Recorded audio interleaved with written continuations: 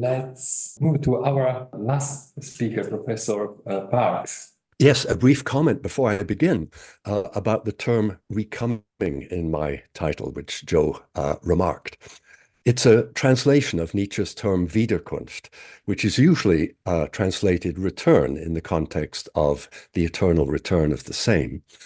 But if we think of the original meaning of die Wiederkunft, on its own, it refers to the second coming of the Lord. And Nietzsche surely had this one in mind. And so not only does Zarathustra come again, he's going to come again and again and again, eternally.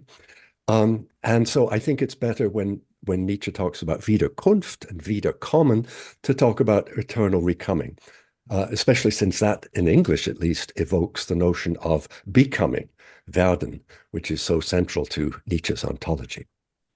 Okay, so are you seeing the next slide here? Yes. Yeah, okay, good. So Nietzsche often talks about the progression from image to word to concept when giving an account of our psychical life. Here's a typical note on this topic from 1884. First, images need to explain how images arise in the mind. Then words applied to images. Finally, concepts, which are possible only when there are words. A combining of many images under something unviewable but audible, a word. Now, it will be clear to any discerning reader of Nietzsche's Thus Spoke Zarathustra that this is not your standard philosophical treatise that works with concepts to produce arguments and perhaps even theories. Zarathustra is rather a work and play of images, many of which welled up from the depth of the author's soul as he was writing. He marvels in retrospect at the involuntary nature of the images and metaphors that came to him while thinking, while walking and writing. He also writes of the highest human being, referring, I think, to the Übermensch, as an image of nature. So Nishitani in 1938 is clearly reading Zarathustra as Nietzsche would have liked it to be read, as a play of imagery concerning the human in the context of nature. Although Nishitani has clearly, by 1938, read widely in Nietzsche's works, in his Zarathustra Eckart essay, he narrows his main focus on Zarathustra to the first two sections of the prologue only, a mere 3 pages. The justification for this is, as he writes in his first paragraph, that, quote, this opening section intimates the basic disposition from which the entirety of Zarathustra is developed. And there is already an allusion here to the earth in the term kyochi. The chi is the ground, then, from which thinking proceeds.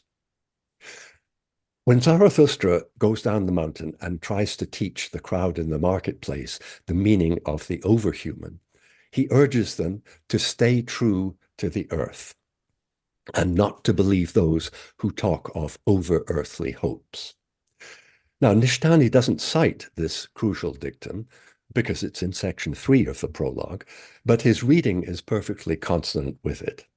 And this is because his topic for most of the essay is the elemental nature of living or life, as indicated by the titles of his first 2 sections. Now, when the book opens, Zarathustra has been inhabiting a high point of the earth on a mountaintop, but he's also been living in his cave within the earth. And he's now on his way back down to human beings when he encounters the old saint in the forest. Nishitani writes, sorry, I'm going to move this screen share thing there. The state of the saint is where the human being returns home to its innate natural nature. Although the human being is a natural entity, birthed by nature like any stone, grass, or beast, it becomes intoxicated by the ferment brewed by interhuman relations, by society, and forgets that it was churned up from the earth. We already had that passage alluded to earlier. So we're closely related to the earth because we're born from it, like any stone, plant, or animal. And the fact that Nishitani likens us in our birth to stone suggests an East Asian sense of the mineral realm, which in the Western tradition is generally regarded as a dead world, incapable of giving birth. But Nietzsche, in a sense, I think, shares the East Asian perspective, as evidenced by his warning in The Joyful Science against thinking that death is the opposite of life. Rather, he says, the living is merely a species of the dead, and a very rare species at that. An unpublished note from the period makes the same point with greater enthusiasm. And now I've frozen. Sorry, I'm going to stop sharing and then start again. Sorry, I don't know why it froze.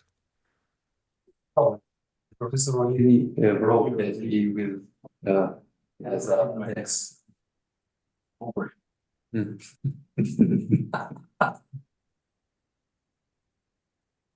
There we go. Okay, good. Sorry, don't know why that happened. Okay, here's this note from 1881. The dead world, eternally moving and without error, force against force. And in the sentient world, everything false and self-satisfied. It's a celebration to go from this world over to the dead world. And against the self-satisfied world, we need to hold up the eternal laws of motion, where there is no pleasure or pain or deception.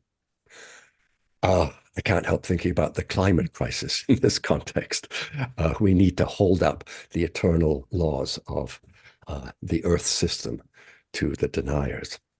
But more in our context, I'm reminded of something that Nishitani writes at the beginning of his essay, where he talks about the inner recesses of life, where he says, we find an innocence where good and evil have yet to branch off, where malice has yet to sprout.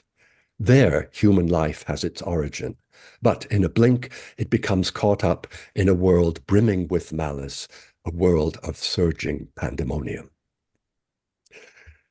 Okay, that's earth. Now a little fire.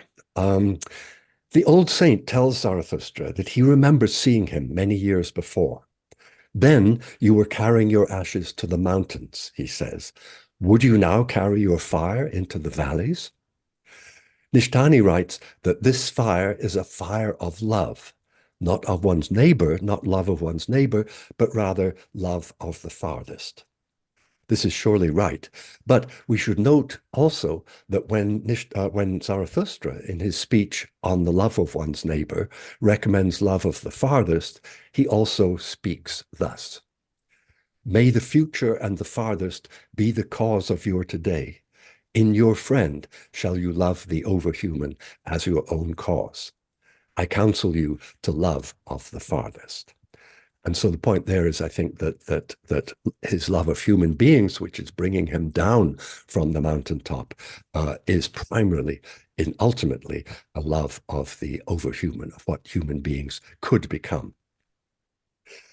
Now, Nishitani goes on to say more about Zarathustra's fire. His fire was not one meant to warm the self and other, but was one that set them ablaze. It was the fire of absolute negation. It is the negation of the human being's human nature, its all too human part, and likewise a negation of its dependence on God. Yes, indeed. And this means that Zarathustra had achieved some kind of self-negation before going up to the mountaintop, since he was carrying his own ashes there. As he himself says in retrospect, quote, I carried my own ashes to the mountain. A brighter flame I made for myself. So this is all, this carrying of ashes and fire is all in the service of becoming creative, now that God the Creator is no more. As Zarathustra says to those of his followers who want to become creators, you must want to consume yourself in your own flame. How could you want to become new unless you have first become ashes? So, from fire to water, Nishitani quotes Zarathustra's address to the sun on the very first page of the book. Bless the cup that wants to overflow, that the water may flow from it golden and carry everywhere the reflection of your delight. That reflection, by the way, is for Emma's to Emma's point, is upglance. It's a shining, it's a gleaming that comes not from the sun, but from the water reflecting the sun.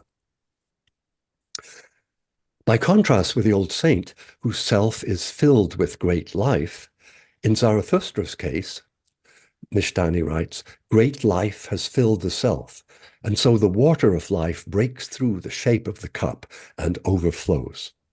Zarathustra goes on to emphasize this breaking through several times in the essay, but I don't think that there's actually any breaking through in Nietzsche's text in Zarathustra. And I wonder if Nishitani has in mind, or at the back of his mind, that wonderful passage from Ecclesiastes, or ever the silver cord be loosed, or the golden bowl be broken, or the pitcher be broken at the fountain, or the wheel broken at the cistern. This leading up to the dust returning to the earth, and the preacher saying, all is vanity. A lot of Nietzschean themes, actually, in that passage. So, Zarathustra gives an account of the filling of his cup much later in the speech on the rabble, where he talks of having found, quote, the fount of pleasure and life up in the heights. Here in the heights, the fount of pleasure wells up for me, and there is a life at which no rabble drinks to. Almost too violently you stream for me, spring of pleasure, and often you empty the cup again through wanting so much to fill it. The power of the stream, its rate of flow, is something excessive, so that the water overflows and empties at the same time. But overall, if we go back to Zarathustra's 10 years on the mountain, I think his cup has been filling up steadily and is now, at the end of the 10 years, beginning to overflow. But there's no suggestion that I can see that the water pressure is actually breaking the cup. For Nishitani, the cup is the self, or the soul, and it has to be broken through, its shape lost, for truly creative living to begin. But Zarathustra later describes himself as one who loves human beings, who wants to go down and speak to them in a more expansive image, the image of the overflowing lake rather than the cup. This is the beginning of part 2. Mouth have I become through and through, and the roaring of a stream out of towering cliffs. Down into the valleys will I plunge my speech. And may the river of my love plunge through impassable places. How should a river not at last find its way to the sea? Indeed, a lake is within me, solitary and self-contained, but the river of my love draws it off down to the sea. So this is the classic image of the overflowing soul in this text. And in the mountains, there's a great deal of roaring and plunging of streams, but no mention of vessels being broken. The stream, coming from the lake, becomes a river that ends up merging with the wide expanse of sea. I think, actually, ultimately, the sea of will to power. Now, the breakthrough image is important for Nishitani's argument because it's central to Eckhart's idea of the fusion of God and the soul, where God breaks through the eidos of the ego and the ego breaks through the image of God. An idea, if not the image of breakthrough, is surely there in Nietzsche too. As Nishitani puts it, Zarathustra overflowing can, quote, take on infinite ade without ever becoming fixed. And this was mentioned in the discussion before. He goes on to link this idea with Nietzsche's and Zarathustra's emphasis on dance. Sorry, I should have given you that earlier. saying that Nietzsche instructs us to transition to the life of a dancing current wherein infinite Ede interfuse. Yes, if the ground underfoot is nothing substantial, an Abgrund or abyss, the best response is to cultivate a lightness of foot, to be ready to take off at any moment. In spite of the heavy emphasis on earth and the elemental, the ground can always give way. In the context of Eckart, Nishitani writes that the true living that is at issue here is not a direct, unmediated living, but one that includes within it a deep rift of various negations, a living that incorporates the trembling of a landslide. And this, I think, is an important point, that if one overemphasizes the ground, the elemental, as the earth, you are likely to forget that the earth can always give way, not only as we see nowadays in landslides, but of course also earthquakes. So we have gotten down to earth with Nishitani's Nietzsche and seen the elemental nature of living from the perspective not only of soil, but also of fire and water. So here, of course, we have three of the four roots of Empedocles, forerunner of the four elements idea. And the fourth root is the upper air or ether, but that's too distant, too heavenly, and too insubstantial to qualify as kongense, as something elemental in Nishitani's sense. Empedocles, it's important to note, introduces his four roots as divinities. Hera first, the four roots, here first, the four roots of all. Zeus the bright, Hera the life-bringer, Idoneus, and Nestis, who wets the fountain of mortal life with tears. So far from being the four inanimate elements of later Western thinking, these divine persons are active, and their interactions characterized by the two prime forces of love and strife, bringing them together and driving them apart in endless cycles.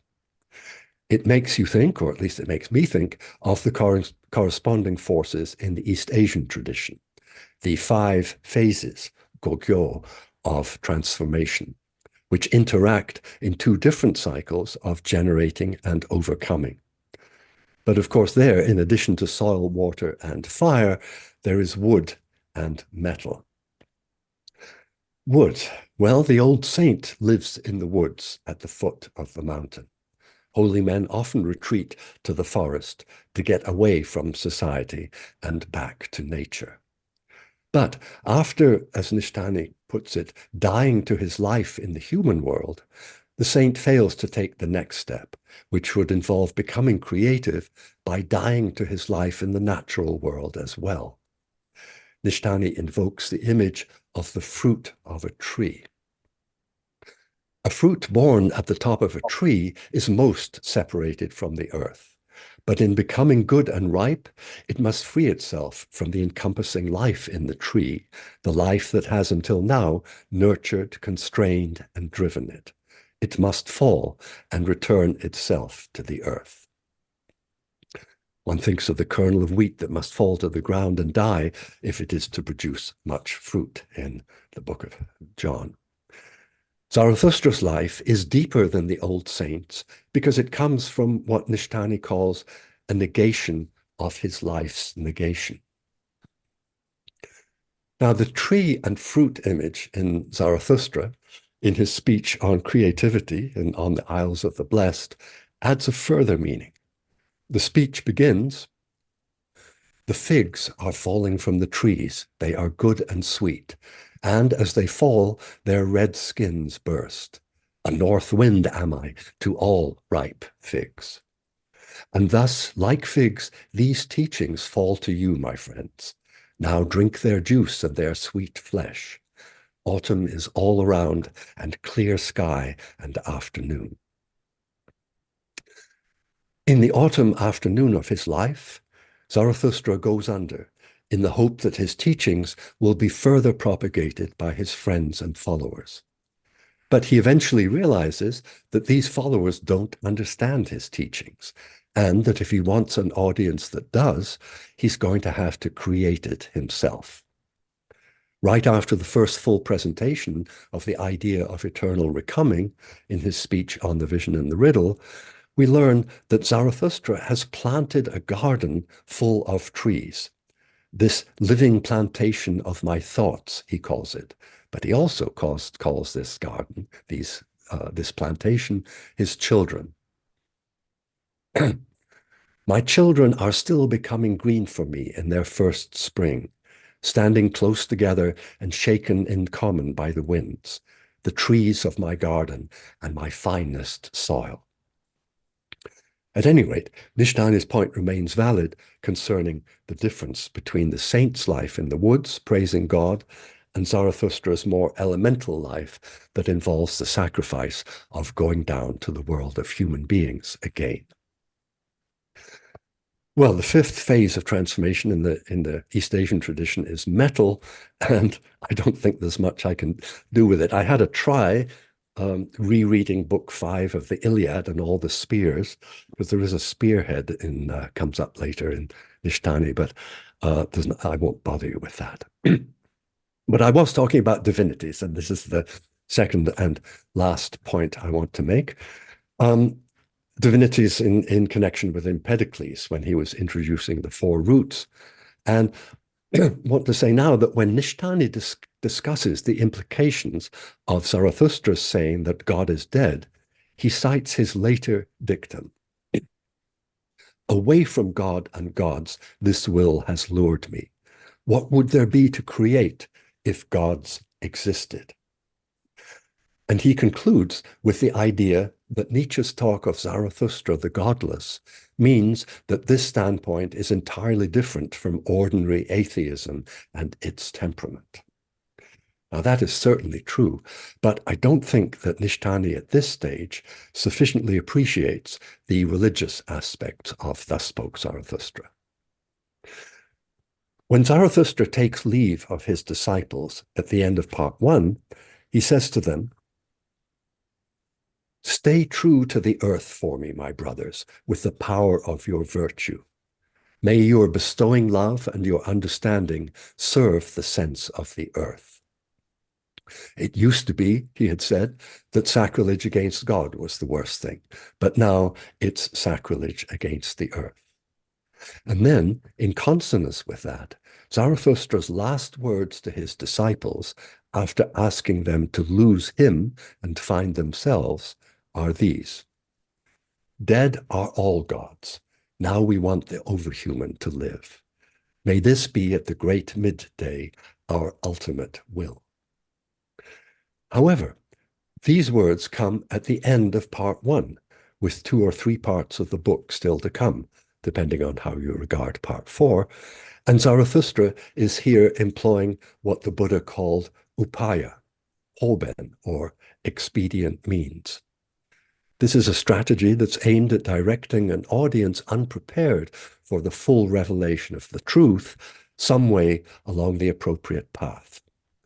Zarathustra has realized that his disciples at this stage are losers, or at least not very bright, and so he would rather they begin by giving up all belief in forces transcending the human, rather that than move too soon to a more salutary polytheism, from which they might then relapse into some other form of what Nietzsche wittily calls monotonotheism.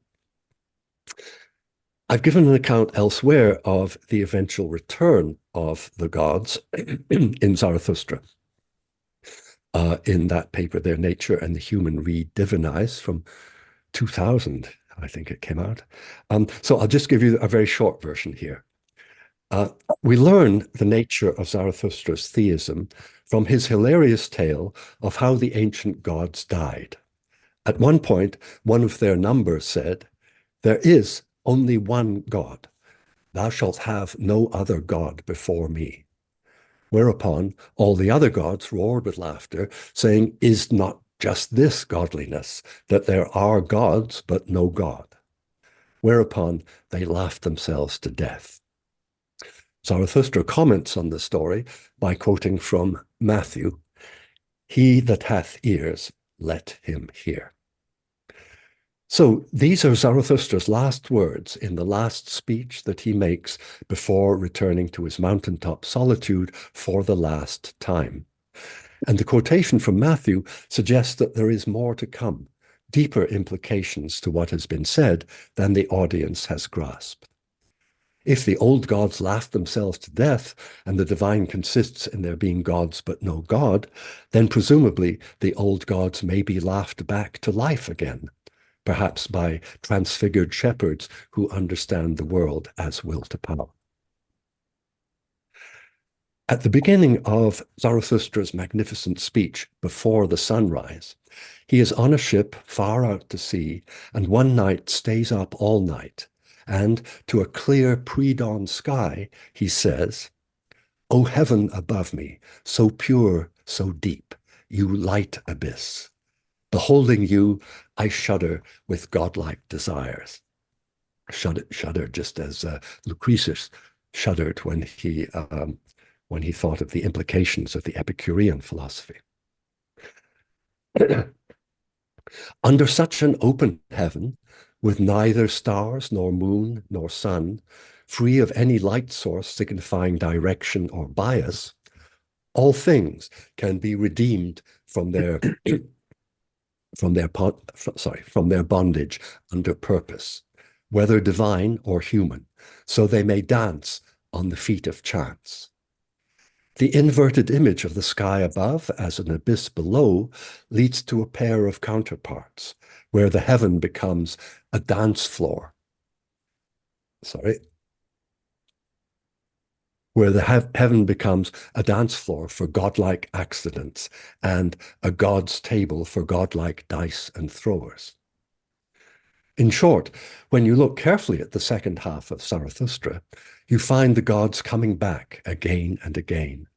And above all, the god associated with dance and dice throwing, Dionysus, the model for Zarathustra's eventual apotheosis and mystic marriage with Ariadne in the 3 chapters that end part 3. Now, by the time Nishitani gives the lectures in 1949 that became his book Nihilism, Nishitani has come to appreciate the religious dimension of Nietzsche's thought, calling it appropriately a Dionysian pantheism. The Dionysian attitude requires, Nishitani cites Nietzsche here, rapturous affirmation of the total character of life and the great pantheistic sharing of joy and suffering. And he goes on to say that belief in recurrence opens one up to a pantheistic affirmative attitude toward everything. And what better place to leave this than on a Dionysian note of elemental living, a recoming of the laughing gods, and a rapturous affirmation of the total character of life. Thank you very much. Thank you very much. And yes, we can enter in the discussion or comments. We have also 2 messages from Professor O'Leary. But too small, no concern. But I have a for comment piece on equal to the earth and the Nietzsche and Heidegger. I try to touch it here on Liebe as opposed to Meister Liebe. One of the most influential texts is Lawrence, very Nietzschean novel, Woman Living in Love. King proposes both to his future wife and to his best friend. Love that he... Sorry, Enrico, we can't hear you properly. Can you read your message, because it's very... No, but I can't hear you. I can't hear you. You're not speaking into the microphone. Okay, the microphone. Yeah. King proposes both to his future wife and to his best friend a love that is free and distant, like an equal conjunction of stars. If the love of the fathers is the love of the over human, then we can see DHL as sketching a future over humanity. He was steeped in Nietzsche, si exempli gratia, and so on. Well, thank you very much. So,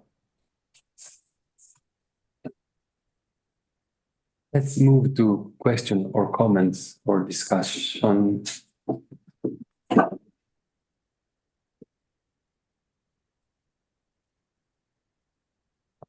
So, please. Hello, can you hear me all right? I can see Professor Parks here. No. No more Professor Park.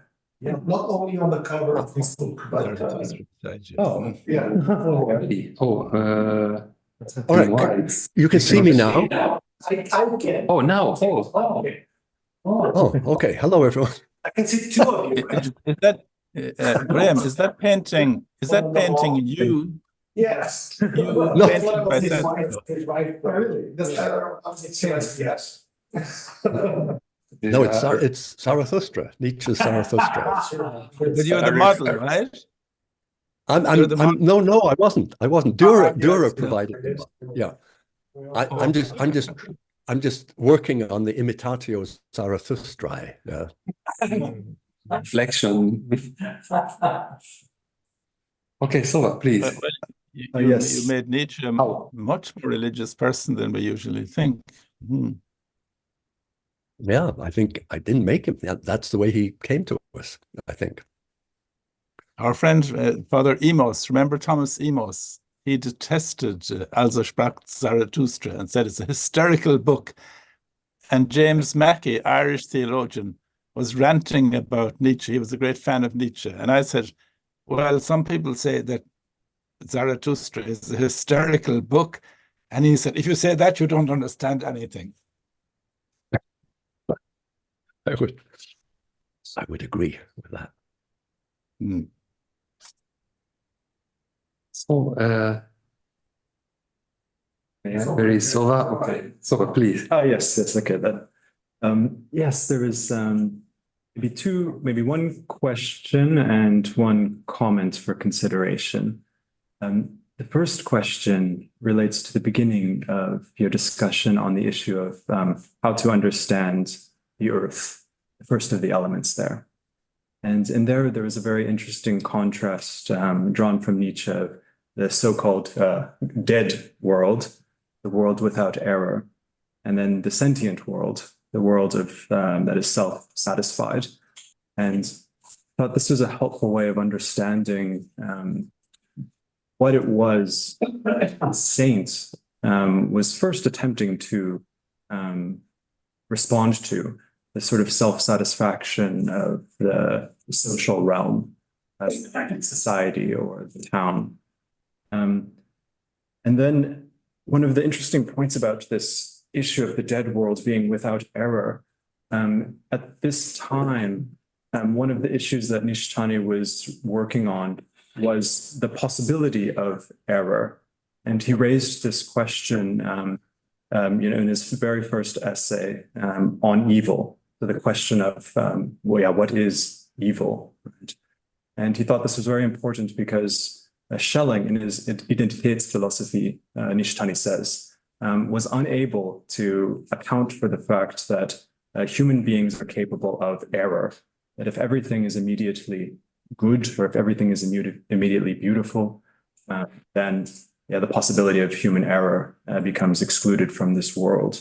And so I guess the first question then is, how are we to understand this relationship between the quote-unquote the so-called dead world without error and the sentient world of self-satisfaction?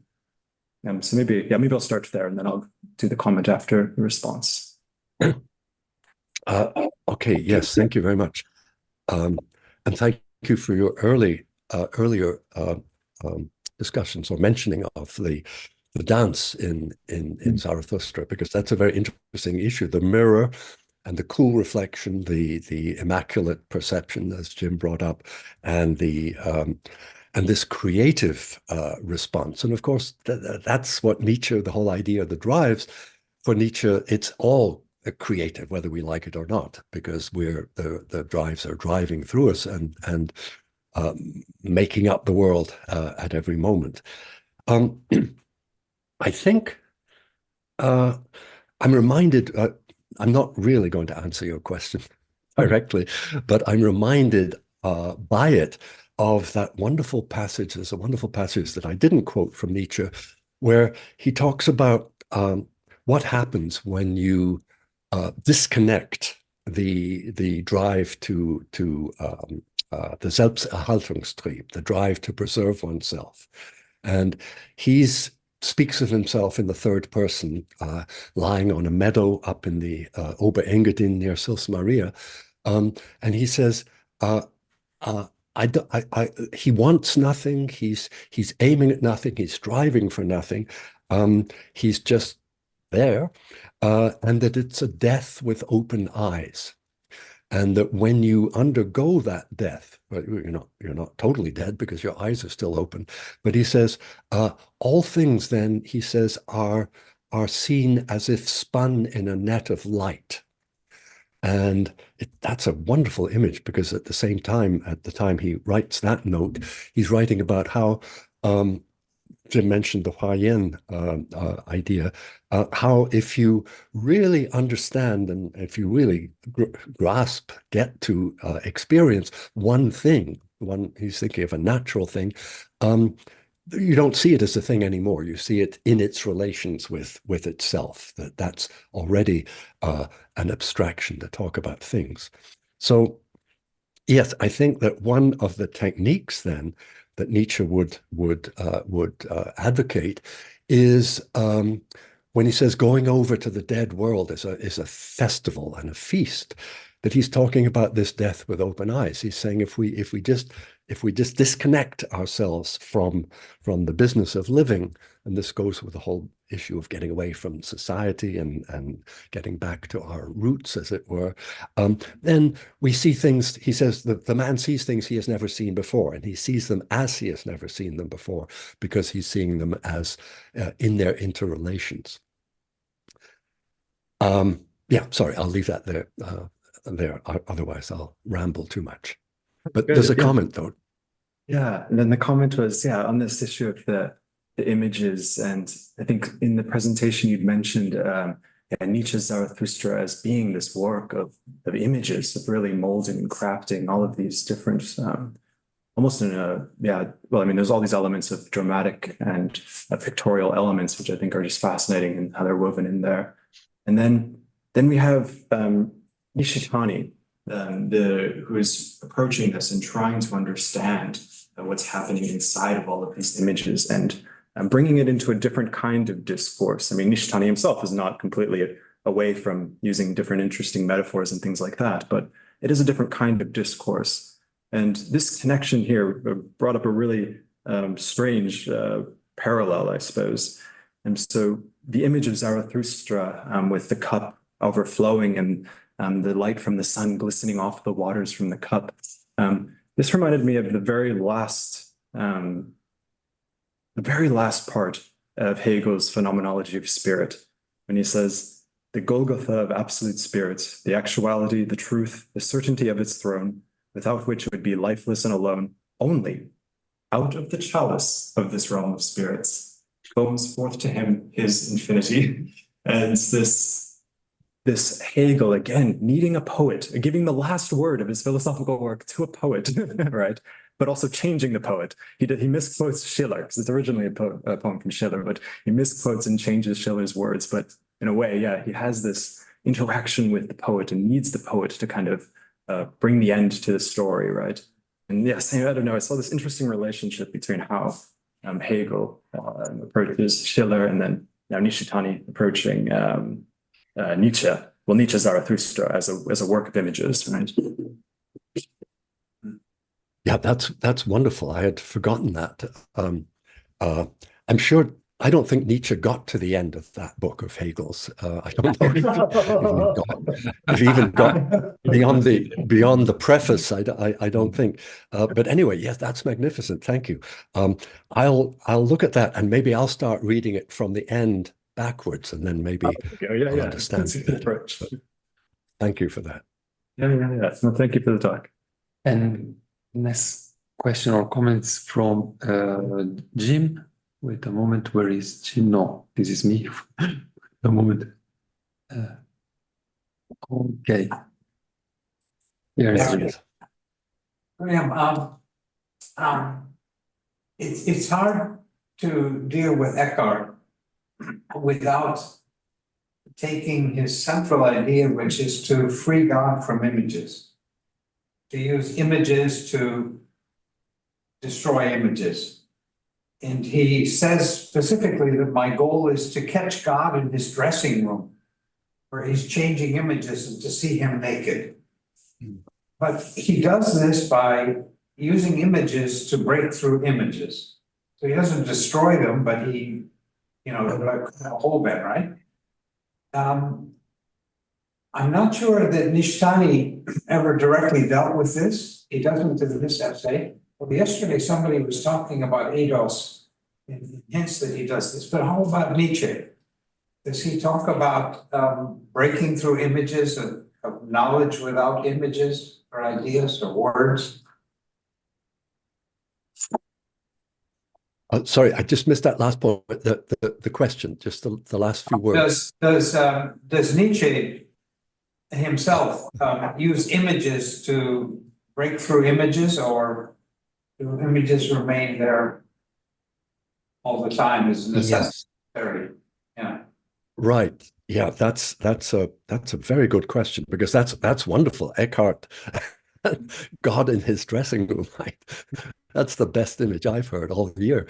Yeah, and the idea of using images to break through or to shatter, to break through the images is wonderful. I don't think that's there in Nietzsche. And maybe that's why Nishitani will later say in Shuko Towa Nanika, he'll later say that Nietzsche didn't really get to that as empty an emptiness as he could have. But no, I can't think of. I mean, the only thing I can think to say is that there's, especially when Nietzsche talks about Zarathustra, he says these images just came to me unbidden on my walks, and I think that there's a wonderful connection there between how he talks about the being in the Engadin and how there's no fuss, there's no people to bother him, and then he can hear himself think. But hearing himself think, I think, is also the Es-denkt of Beyond Good and Evil, where it's thinking, that his thinking, he's aiming to have his thinking come from where he is, come from the Es, not that he's directing the thinking, but having the thinking come from the situation he's in. But as these images come to him, is there a sense, I mean, there's certainly a sense that he works them. I mean, there's that Dionysian side to the inspiration, and there's a sense that there's the Apolline job of when he goes back home at night and tries to make some sense of the notes he's taken during the day. Of course, he's structuring, he's working with those images very, very clearly. And in fact, I think, if not making an argument with them, there's certainly a logic in the broadest sense, a logic to his imagery, but that doesn't get him to the point where you're saying Eckart was to break through those images completely. So I think that for Nietzsche there would be perhaps a Dionysian dissolution of the images, but then they're being put together because he's in the business of thinking and writing as a philosopher, so he's going to put them together in a book. But yeah, I think that's a point at which they would diverge. Thank you for that, Jim.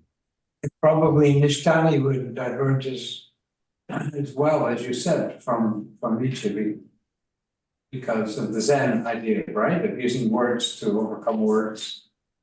kind of thing. Actually, this helps make sense of the eternal return of the same, or the thing of the same, because it's an idea, it's an image rather than an idea. It's a very incoherent idea, in my opinion.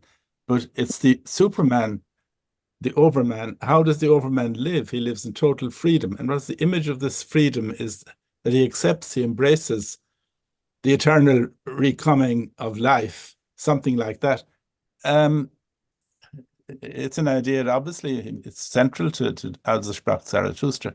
And Heidegger says it's already implicit in the Übermensch, that it's the kind of ripest expression of the Übermensch mentality. I don't think it's an idea, I think it's an image, and it's an image that comes to him on his walks, you know. Maybe that, and what Jim was saying ties up with that. Yes, I think, and he uses a number of images in Zarathustra. You know, there's the spider, there's the gateway, and so on and so forth. And I think that those images together do. I mean, what he says they lead to is this absolute affirmation of life, just as it is, just as it has been, and to carry that into the future. And I think that's where, in terms of behavior or in terms of experience, that's where he's coming close again to Zen. I think that he's going back down to the. Interestingly, he goes back down. The first place is the marketplace. I think of the ox herding pictures. You've got to come back. You've got to come back to human life. And then, of course, he's got the rabble, and he's got the rabble that doesn't understand him. So how on earth is he going to will the eternal recoming of them? I mean, let alone Donald Trump. But that's the task. That's the task, is to see how to handle that. But I think you're right, and maybe that's some way should have been at the end of my response to Jim's question or comment, because yes, the ideas are being assembled. Sorry, the images are being assembled. He is putting them together into some kind of idea, or at least some kind of affirmation, definitely of life. Heidegger says that right through Also sprach Zarathustra, there's a Schrecken that Zarathustra is in fear as this image of the eternal return is being imposed on him as his vocation. You are the one who will preach the eternal return. Again, it doesn't make much sense as a concept, but it makes a lot of sense as somehow a ripening of his sense of what he is about, you know. Yeah, I mean, again, yeah, the terror of the eternal return of Donald Trump. That strikes terror into my heart anyway. By the way, talking about Schelling, Schelling is maybe the first philosopher who tried to think evil not as a defect or not as a disorder, but as something intrinsic in the ultimate nature of being itself, the Grund, or the Urgrund, and the Ungrund of everything. Our friend talked about the Identitätsphilosophy, but that wasn't able to handle evil, and that's why it broke down. And you had the freedom philosophy of 1809. Again, how coherent is Schelling? Heidegger on Schelling is not coherent at all. I spent a lot of time writing an essay on Heidegger on Schelling, and I was more and more appalled, I have to say, at the total confusion that prevailed. Sorry, Heidegger. But Nietzsche probably read Schelling and probably would have been more responsive to Schelling than to Hegel, because Hegel is a very rational, always rational thinker, even when he uses that line from Schiller, whereas Schelling lets himself go, and Nietzsche is very much a thinker who lets himself go. And remember, Schelling, Hegel was Nietzsche was a sick man. He couldn't write for more than 20 minutes at a time. That's why he chose the aphorism as his expression. And he had to let himself go. That was the condition of his creativity. He couldn't sit down and write a systematic treatise. at least once he was sick.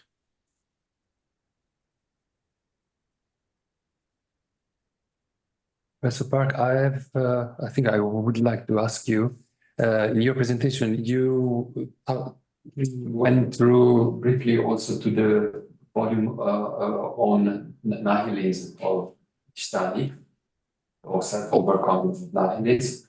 And I think, if I remember correctly, you choose a passage where Nishitani linked Dionysianism and Buddhism. So can you explain me better which kind of Dionysitic element are in Buddhism or Buddhistic element in Dionysianism?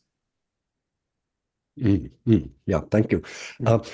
Yes, I mean, I didn't have time to develop that last part because, and it would have taken me away from the Eckart essay. But I think that yes, in the nihilism book, it's one of the great contributions of Nishitani to see that early on, this is 1949, that religious element coming back in Nietzsche. I mean, the fact that I think Zarathustra, the godless, actually welcomes the gods back. And I think that his Nishitani's idea of this Dionysian pantheism is spot on. I think that's exactly what's going on.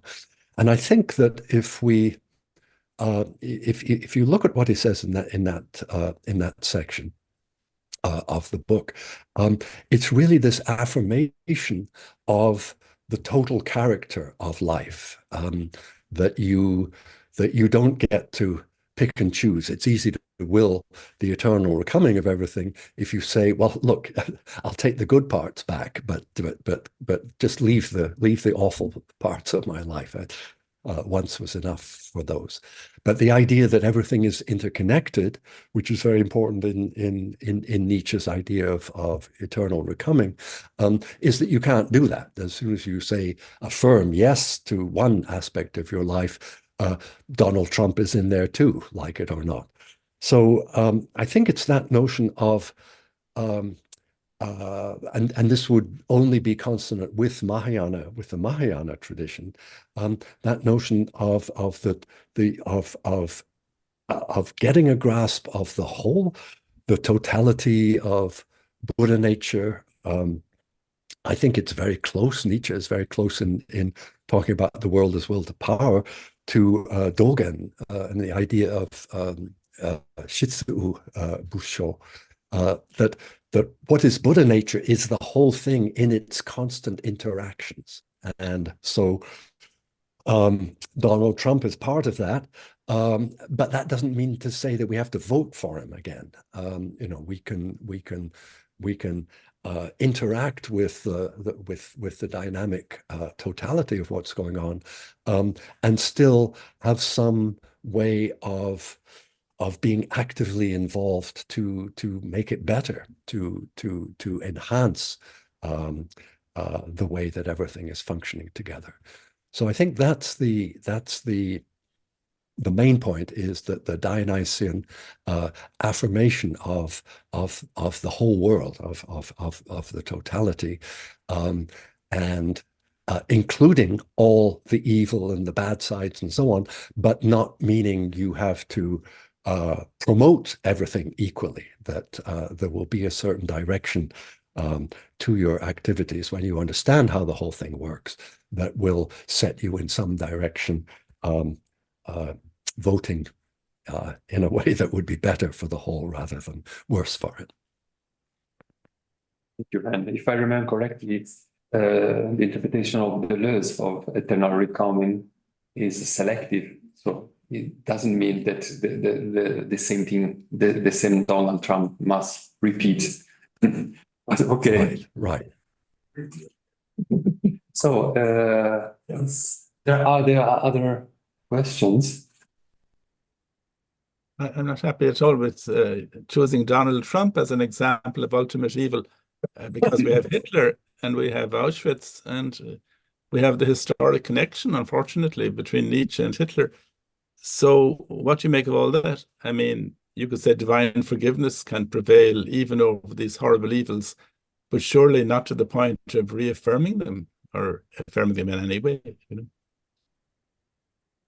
Well, I think, Joe, that the point is that it would be dangerous to will them away. You have to affirm that they happened and that they belong to the totality, and that we are here only because all that stuff happened, because all that bad stuff happened. I mean, this is what's brought us to this moment. And if we're aware of it, and if we see it as bad or evil, then we're going to behave somewhat differently in the next moment and the moment after that. We're going to, if we have any sense, we're going to make sure that this doesn't happen again, and we're going to have to try to understand how these things happened, how they brought us to this point, and to understand how to take things in a different direction where those won't be repeating. You know. So I think in my reading of the graveyard scene, which is what you're referring to, I guess, is that it's a question of accepting responsibility, not just for your own actions, but taking the further step, mature step of accepting responsibility for what others have done to you. So it's not saying that it wasn't evil, but it's accepting responsibility. A person can be paralyzed because of an auto accident, spend the rest of their life blaming someone for having put them in the chair, instead of accepting responsibility and getting on with life, doing what you can. I mean, we all do this all the time, right? So that, as you say, the eternal return is not without some sense of obligation, some sense of changing. Yes. Yeah, and that reminds me of that. I was going to quote it, but there wasn't time.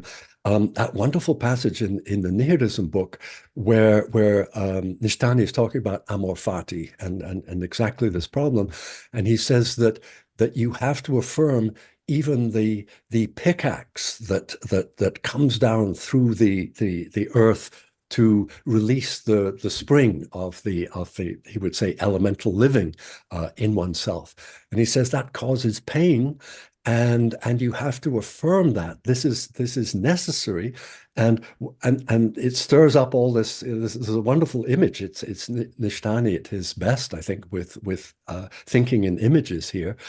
Not drawn from Nietzsche, where he says even the debris, all the stuff floating in the pool now, in this fount of life, a lot of it is not so pleasant, but you have to take responsibility for it. And he says you have to affirm even that. And so that would be the connection with amor fati, to say that no, what opposed me and what did me the most damage all the way through my career, that's also me. That belongs and has to be affirmed. And as you said, Jim, it has to be. We have to take responsibility for it. I'm reminded of a theologian who was damaged in a motor accident, just in the manner that James recalled there, who is paralyzed, who lives in a wheelchair, not entirely paralyzed, because he's continuing to work as a theologian and to publish with great courage. And his name is not Nietzsche, but Nietzsche, Bernhard Nietzsche, N-I-T-S-C-H-E, which is amazing as a kind of coincidence. Thank you very much, Professor Parkes. It is time to close our workshop. Thank you. Today's workshop. Thank you all very much.